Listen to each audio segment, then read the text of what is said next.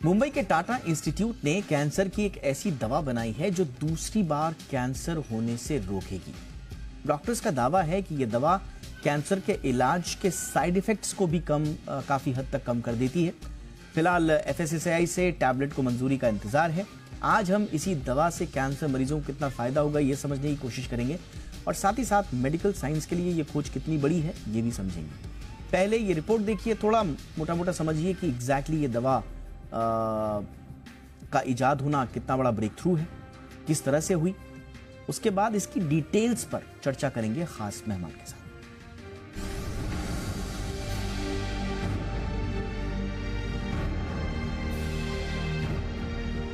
Cancer दुनिया में होने वाले सबसे ज्यादा मौतों के कारणों में से एक है।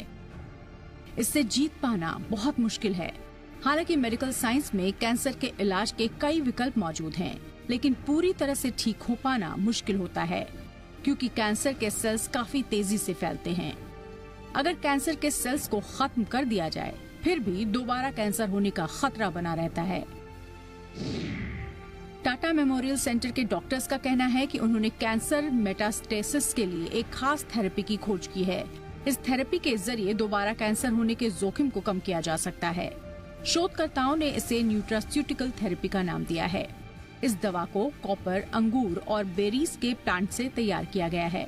इसमें एक्स्ट्रा बायोएक्टिव कंपाउंड और मेडिसिनल प्रॉपर्टीज होते हैं जो शरीर को बुनियादी पोषण के अलावा कई हेल्थ बेनिफिट्स देते हैं।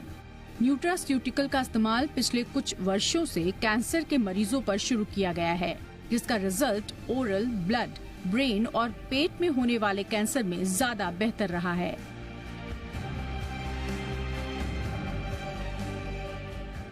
अब ये भी जान लीजिए कि एक बार कैंसर होने के बाद दोबारा ये कैसे फैलता है। दरअसल एक दशक लंबे शोध के मुताबिक मरने वाली कैंसर कोशिकाएं क्रोमोसोम टुकड़े यानी क्रोमेटिन छोड़ती हैं, जो कभी कभी स्वस्थ कोशिकाओं के साथ जुड़ जाती हैं और नए ट्यूमर का कारण बनती हैं। लेकिन न्यूट्रास्यूटिकल थेरेपी के आने से दोबारा होने वाले कैंसर के खतरे को रोकने में मदद मिलेगी, जो बड़ी उपलब्धि बताई जा रही है। ब्यूरो रिपोर्ट, जी मीडिया।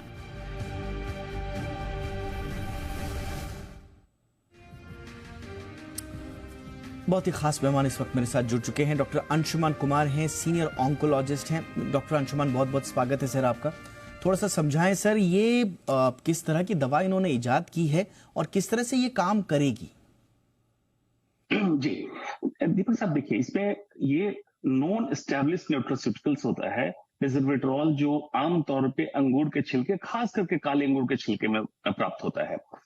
पहले इसका सिर्फ सिंपल देखा जाता है कि हेल्थ बेनिफिट, स्वस्थ लोग लें तो स्वस्थ रहेंगे, हार्ट की प्रॉब्लम, कैंसर की प्रॉब्लम कम होगी। कॉपर का भी हम कहते हैं, कॉपर को micro nutrients. Problem in cancer कोशिकाओं की ये थी कि जब उस पे कीमोथेरेपी या रेडिएशन दिया जाता था तो उसके अंदर क्रोमोसोम एक चीज है जिसमें जेनेटिक मटेरियल कोडेड होता है। नॉर्मल इंसान में भी होता है। कैंसर अपना जेनेटिक मटेरियल कोड करके रखता था। जब ये डिस्ट्रॉय होता था, इसके छोटे छोटे पार्टिकल्स टूट टूट के निकलते थे और जो नॉर्मल कोशिकाएं में रेप्लिकेशन हो रहा है, जिसमें आमतौर पे समझिए क्रोमोसोम के अंदर डीएनए होता है, अनजिप होता है, चेन की तरह होता है, खुलता है फिर बंद होता है, उसी समय ये डिस्टॉर्टेड क्रोमेटिड उसमें घुसता था और उसमें कैंसर में तब्दील कर देता था उसको। ये रेज़वेट्रॉल और कॉपर का कॉम्बिनेशन ये कर रहा है कि उसको जाके रोक रहा है जुड़ने से और नॉर्मल कोशिकाओं को नए क्रोमेटिड से संक्रमित नहीं होने दे रहा है। और इसको हम कहते हैं मेटास्टेसिस, मतलब दूर कैंसर रिलैप्स नहीं हो रहा है। मतलब जब कैंसर ठीक हो गया तो उसके रिलैप्स होने की संभावना, मतलब अपना वंश बढ़ाने की जो प्रक्रिया थी, उस वंश बढ़ाने की प्रक्रिया को रेज़वेट्रॉल और कॉपर का कॉम्बिनेशन रोकेगा। ओके, तो रेज़वेट्रॉल और कॉपर का कॉम्बिनेशन दिया गया और जैसा मैं भी पढ़ पा रहा हूं कि एग्जैक्टली यही चूहों के साथ किया गया और उसके बाद इसके अच्छे रिजल्ट्स देखने को मिले। अच्छा सर, ये जिनको कैंसर हो गया है उनको दोबारा ना हो, ये उसकी दवा है या ये फ्रेश कैंसर के मरीजों में भी हेल्प करेगी सर? जी, जिनको, एक तो देखिए अभी तक इसका एस्टैब्लिश रोल था जो स्वस्थ व्यक्ति हैं उसमें कैंसर या हार्ट की बीमारियों को रोकने में।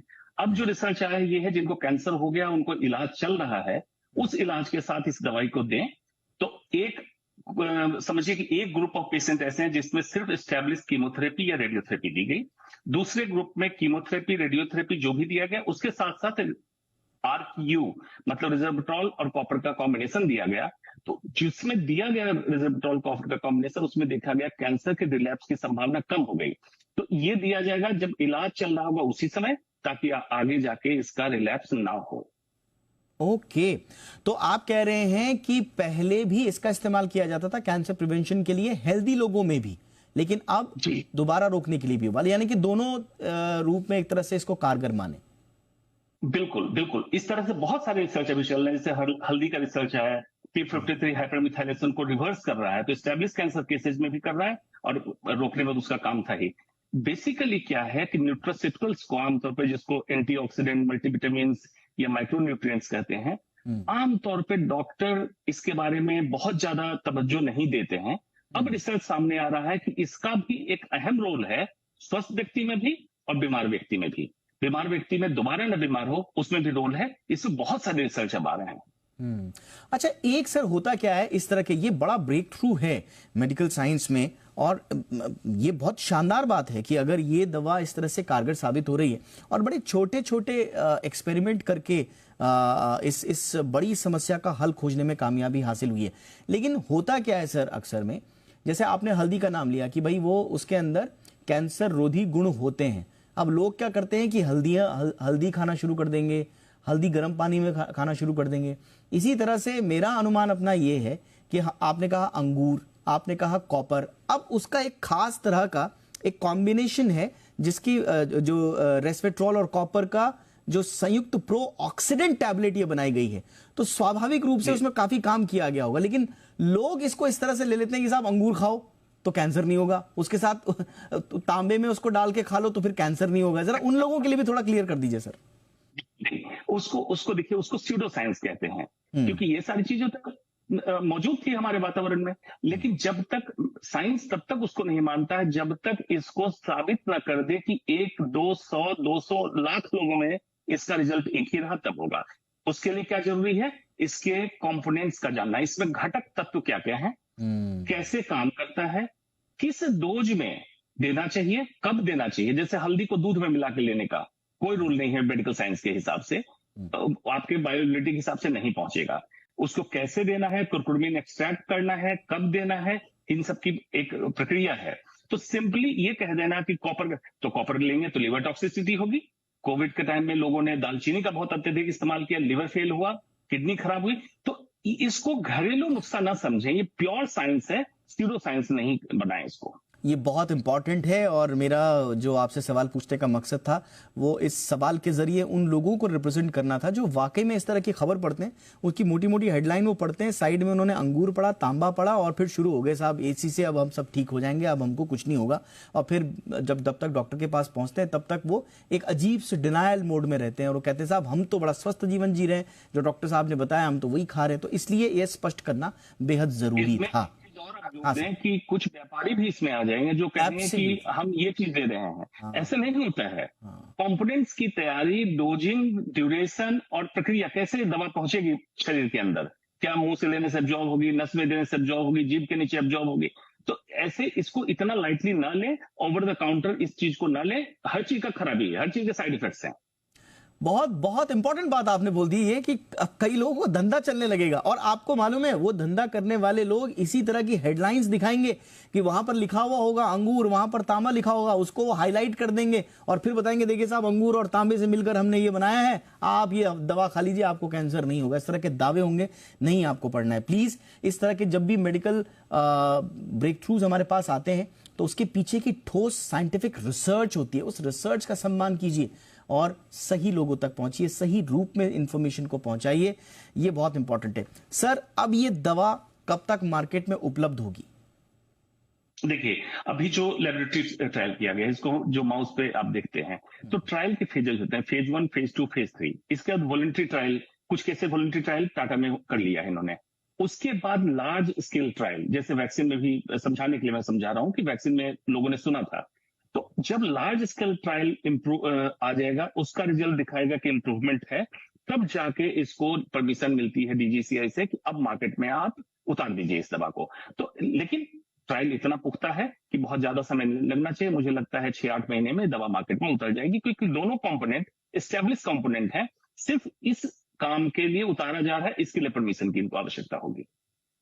ऑलराइट सर, मुझे लगता है कि हमने सारे टॉपिक्स इस पे कवर कर लिए। जाते जाते सर एक बात, ये हम कैंसर में आए दिन नए नए ब्रेक थ्रूज देख रहे हैं, नए नए मेडिकल साइंस में हम अचीवमेंट्स देख रहे हैं।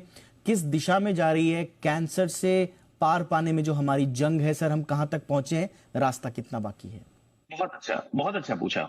एक, हम प्रोग्रेस कर रहे हैं stem cell therapy, gene therapy with artificial intelligence की मदद से कैंसर की नई नई तरकीब करके हम कैंसर को जीरो डाउन कर लेंगे। एक तो प्रोग्रेसिव, आगे की बात। दूसरी बात, बैक टू बेसिक्स, कुछ चीजें जो हमने अपने जीवनचर्या से, दिनचर्या से छोड़ दिया था, वो चीजें वापस हमारे जीवन में आएगी, क्योंकि रियलाइज होने लगा कि उनके एब्सेंस से, मतलब आपके खाने में डेफिशिएंसी, जीवनचर्या में डेफिशिएंसी से कैंसर हो रहा था। तो दोनों पहलू हमारे सामने खुल के आएगी, back to basics and artificial intelligence and super intelligence quantum computer related cancer research and zero down with gene therapy. और उसके बाद होगा कैंसर रिलैप्स भी नहीं हो, कैंसर एक आम बीमारी बन के रह जाएगा। क्या बात है सर। और पहले तो कैंसर किसी को हो ही ना, अगर हो भी गया तो लोग डरे ना, एक आम बीमारी बनकर रह जाए जो पूरी तरह से क्यूरेबल है और उसका क्योर अफोर्डेबल है। ये एक पूरी यात्रा है जिसको हमें तय करना है, और ये सारे आयाम जिस दिन हमने छू लिए, इसके बारे में अवेयरनेस, इसके बारे में मेडिकल साइंस में तरक्की और उसकी अफोर्डेबिलिटी, ये तीनों अगर आयाम हमने छू लिए तो उस दिन हम कह पाएंगे कि कैंसर अब मौत का डर का सबब नहीं रहा। अभी भी नहीं है वैसे तो, कैंसर यानी मौत, ये अवधारणा अब दकियानूसी हो चुकी है, ये टबू अब ब्रेक हो चुका है। कैंसर पूरी तरह से क्योरेबल है। हाँ, सही समय पर इलाज मिल जाए, सही इलाज मिल जाए, ये पूरी तरह से आप इसमें एक सामान्य जीवन जी सकते हैं। बहुत बहुत धन्यवाद सर वक्त निकालने के लिए। हमेशा की तरह बहुत अच्छे ढंग से आपने समझाया इस क्लिष्ट विषय को। बहुत बहुत धन्यवाद डॉक्टर अंशुमान, थैंक यू। ये थी आज की हमारी कवर स्टोरी।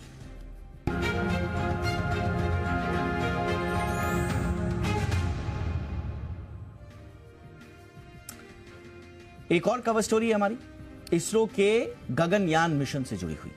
इसके लिए 4 एस्ट्रोनॉट्स के नाम सामने आ गए हैं जो